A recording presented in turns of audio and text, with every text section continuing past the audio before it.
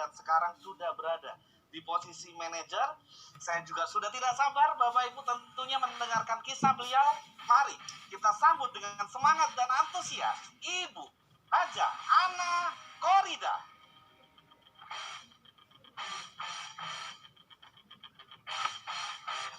Assalamualaikum warahmatullahi wabarakatuh. Selamat malam Bapak Ibu. Selamat malam Bapak Ibu semuanya. Apa kabar? Saya sangat yakin dan percaya malam ini Bapak Ibu dalam keadaan sehat dan tetap bersemangat. Senang sekali pada malam hari ini saya bisa bersama-sama Bapak Ibu semua mengikuti SBO yang sangat luar biasa ini. Sebelumnya saya perkenalkan diri dulu. Saya Ana Khoridah dari Kediri. Saya seorang ibu rumah tangga. Keseharian saya adalah menjual buah di pasar dengan membantu suami saya. Nah, dari sini saya bergelut di perdagangan pasar yang menjual barang bisa busuk. Saya 9 tahun berjualan buah sudah merasakan pahit getirnya. Artinya di situ dari ramai jualan sampai sepi jualan karena musim hujan di situ. Nah, di situ saat saya mempunyai bisnis konvensional, saya berpikir di saat sepi seperti ini saya harus buka pipa penghasilan baru.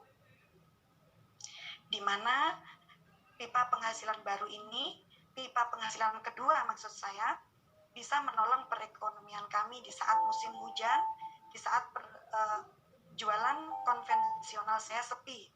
Dan akhirnya saya mencari-cari peluang dan akhirnya pula saya mengenal bisnis jaringan yang berbasis asuransi. Tanpa skill, saya tidak bisa mencapai omset tinggi. Akhirnya saya berkenalan lewat Facebook, lewat Bapak Samuel, karena saya lihat postingan-postingan beliau, yaitu training yang dibawakan untuk ilmu pengembangan diri. Di situ saya langsung inbox beliau, dan saya menawarkan diri untuk mengikuti training demi training. Dan alhamdulillah, 4 bulan saya mengikuti training beliau, omset saya naik, dan alhamdulillah pula saya naik posisi. Nah, itu era sebelum kita dihadapkan dengan pandemi, Bapak Ibu. Dan di situ saya begitu menikmati bisnis saya yang berbasis asuransi itu. Setelah pandemi berjalan, omset demi omset terus menurun.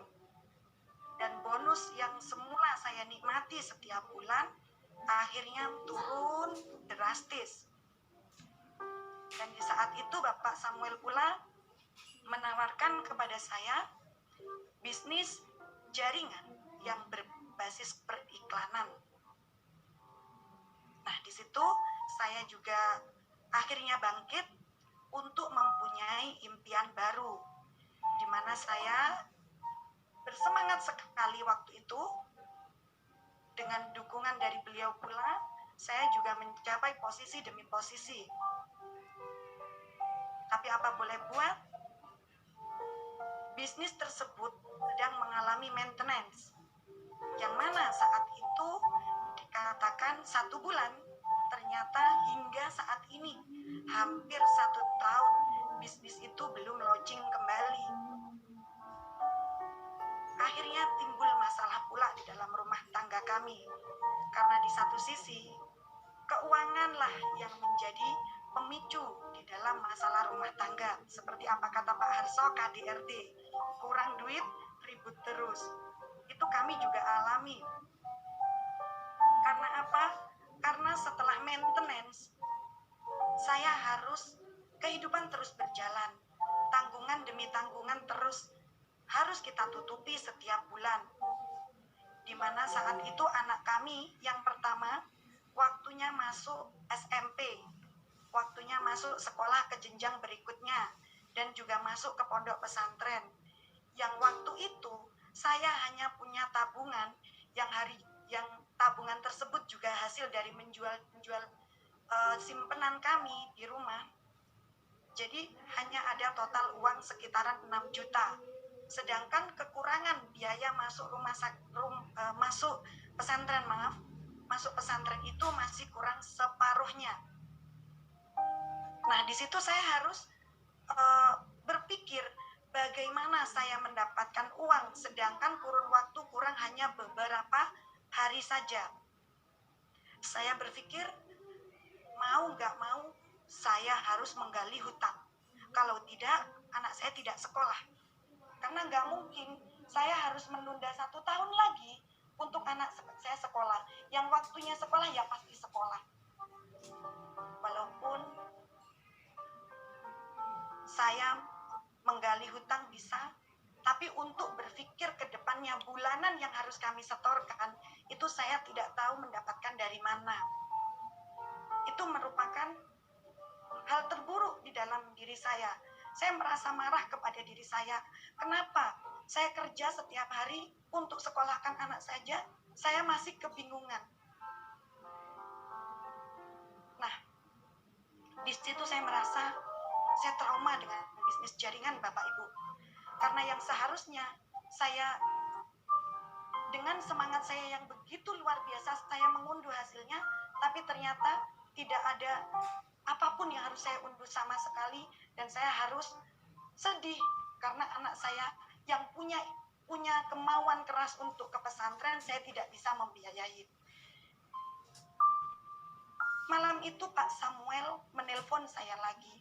Setiap 1 minggu sekali beliau mengabarkan kami, terus mensupport kami, tapi itu tidak menyelesaikan masalah. Sehingga di suatu titik beliau menceritakan beliau punya bisnis baru. Pada malam itu, jam 12 malam, Pak Samuel cerita kepada suami saya. Suami saya diceritakan bahwa ada program bisnis baru, yang mana program itu jualan kacamata. Kita mendapatkan gratis asuransi. Di keesokan hari, suami saya bercerita kepada saya, ada bisnis baru, Ma. Bisnisnya murah banget, cuma 250.000. Kita dapat asuransi, dapat kacamata, dan lain sebagainya. Dan punya hak usaha.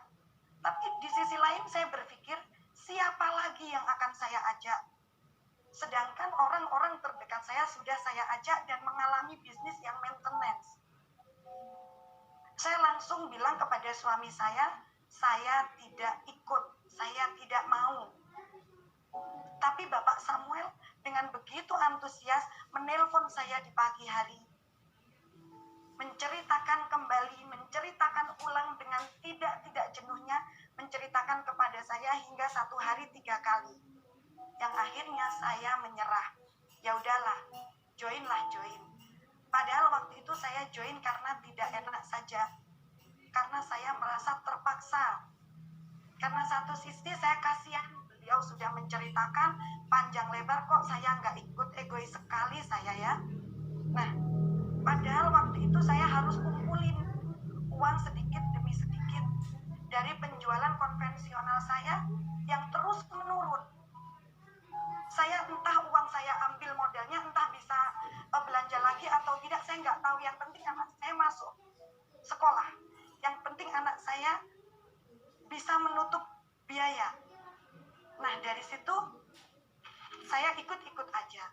Bahkan saya juga fokus kepada masalah. Itu kesalahan dalam diri saya. Fokus kepada masalah yang mana peluang sudah ada di depan mata, saya abaikan.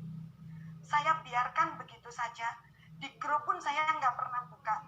Saya fokus dari mana separuh biaya kekurangan 4 juta ini, separuh biaya anak saya sekolah, dari mana uang ini saya dapatkan. Nah, Bapak Ibu semuanya yang sudah gabung di sini, jangan ulangi seperti saya.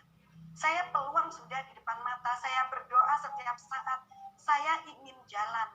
Saya ingin jalan keluar dari masalah saya selama ini. Tapi saya peluang, saya abaikan begitu saja. Sampai di suatu titik rekening yang saya daftarkan Gatland ini tidak ada uang sama sekali. Karena apa? Karena saking nggak adanya uang yang dimasukkan di situ. Tapi 3 minggu kemudian saya ikut Zoom seperti ini. Bu Siska menceritakan bahwa income beliau sudah mencapai 23 juta. Dari situ saya jadi terinspirasi dan menanyakan kepada beliau, apakah benar uang 23 juta itu hanya dengan join 1 kali saja Mami? Mami langsung menceritakan dengan semangatnya kepada saya.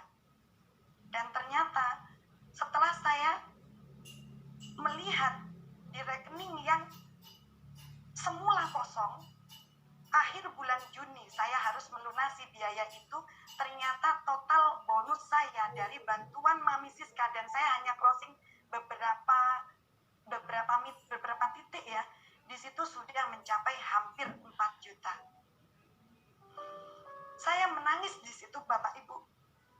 Dikala ada tangisan kita di depan sajadah kita bersujud, kita meminta pertolongan kepada Allah. Di satu sisi kita dipertemukan dengan peluang, tapi kita mengabaikan. Tidak ada kita bersujud langsung uang jatuh di depan saja, tidak ada. Di depan sajadah tidak ada Bapak Ibu. Tapi Allah mengirimkan teman kita menjadi jalan daripada peluang kita. Setelah itu saya bertobat. Dan saya percaya sekali bahwa bisnis ini bisa menjadi kehidupan kita menjadi lebih baik. 100% semangat saya berjanji kepada diri saya akan mengajak teman-teman saya. Saya bersyukur sekali bonus dari Gatland sudah menutupi semua kekurangan daripada biaya sekolah pesantren itu. Dan saya bisa berbicara dengan lega, saya bisa menjalankan bisnis dengan belajar lagi menjadi lebih baik. Pada waktu itu, mungkin kalau saya fokus sejak awal, saya bisa mencapai manajer. Tapi untuk mengikuti leader camp ke Jogja, saya tidak tembus manajer. Tapi saya tidak patah semangat. Saya tetap harus ikut. Yang terpenting yaitu dalam diri saya yaitu satu, ilmu. Di situ saya mendapatkan ilmu. Dari leaders camp meeting itu saya berkumpul, walaupun saya belum sukses, saya berkumpul belajar bersama dengan orang-orang sukses. Setidaknya saya akan menemui jalan untuk menuju kesuksesan. Itu keyakinan saya waktu itu. Saya semangat sekali ikut leaders camp di Jogja. Dan yang menjadi momen terindah di saat itu yaitu saya bisa bertemu Bapak Arif selaku CEO Sibaya. Saya bersalaman dengan beliau dan saya meminta restu, meminta doa kepada beliau. Pak Arif, saya percaya bisnis Gatland ini bisa membawa kepada kehidupan kita menjadi lebih baik. Saya menangis di situ Bapak Ibu. Saya terharu, seolah-olah saya menemukan apa yang selama ini hilang dalam hidup saya. Sesampai di rumah, saya terus berjuang untuk mencapai posisi manajer yang saya impikan. Walaupun saya waktu itu tidak tembus manajer, setidaknya saya tidak patah semangat, saya terus mencapainya. Dan alhamdulillah, Kamis kemarin saya sudah tembus di posisi tersebut. Saya terus berbagi kepada tim-tim saya, sampai suatu titik saya berangkat sendiri untuk menemui tim-tim saya di luar kota, naik kereta untuk membangun jaringan ini. Pelajaran berharga dalam hidup saya.